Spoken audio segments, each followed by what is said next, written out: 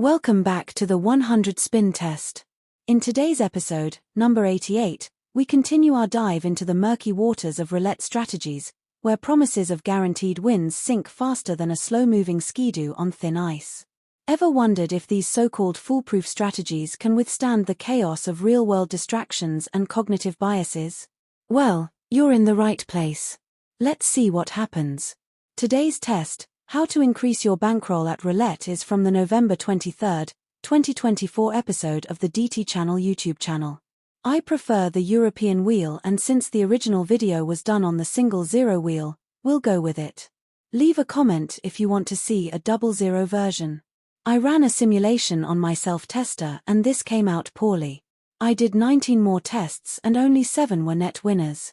Moving along, there are 28 winning numbers out of a possible 37. So there is a 76% likelihood of winning on each spin. The presence of the zero allows the casino to intercept 2.7% of each bet in aggregate, so our expected loss is 35 units. To simplify things for analysis and scaling, I've kept the unit size at 1 simoleon.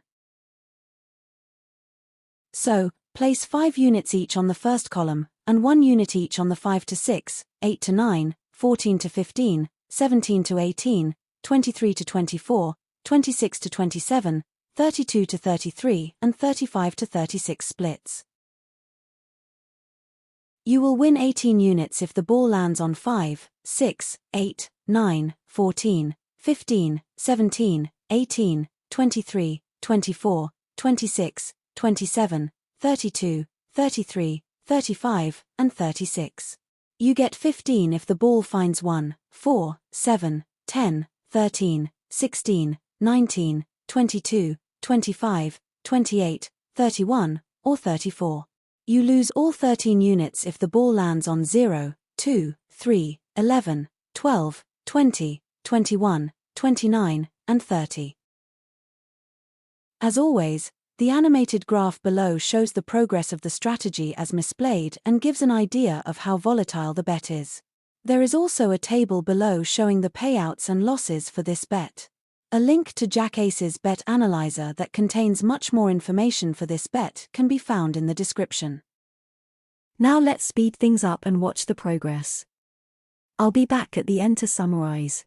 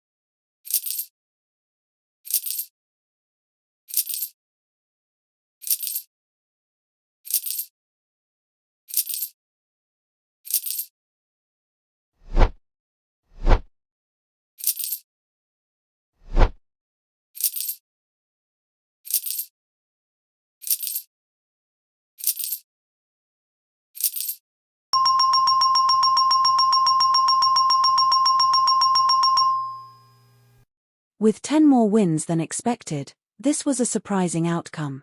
However, it is not completely out of range of reasonable possibilities. Even a blind squirrel finds a nut occasionally. I don't expect that subsequent tests would fare anywhere close to this, but I report the first test. Do your own testing. I doubt that they will be as successful. I ran the routine statistical tests on the results. The average number of spins before we got a hit was 1.2 with a standard deviation of 0.4. That means it took 2 spins to get a win 65% of the time. There were no repeaters. The hot numbers were 16 and 27 with 7 hits each, and 1 with 6 hits. The cold numbers were 24 and 30 with no hits each and 2, 5, 6, 20, 21, 25, 28, 29, and 33 with 1 hit each. We had 2 streaks of 13 wins in a row, 2 streaks of 12, 1 of 10, 1 of 6, 1 of 5, 2 of 4, 1 of 3, and 1 streak of 2 consecutive wins. We also had 1 streak of 2 losses in a row. We were in profit for 95% of the test. Let's look at our rankings. We find how to increase your bankroll at roulette at 15th out of 108 on raw winnings or losses, and 14th on % increased or decreased. More detailed information about the data including hit counts, statistics, and streak information can be found in the spin data for this test. A link is in the description. Keep in mind that casinos don't exist to make you rich. In fact, they exist to drain from your wallet whatever you allow them to take. Never take gambling advice at face value. Test any strategy that you plan to play on a free online game and read as many critiques about the strategy that you can find. A creator who won't tolerate questions or criticism is a bright red flag, and you aren't a hater for being cynical or by simply questioning their methodology.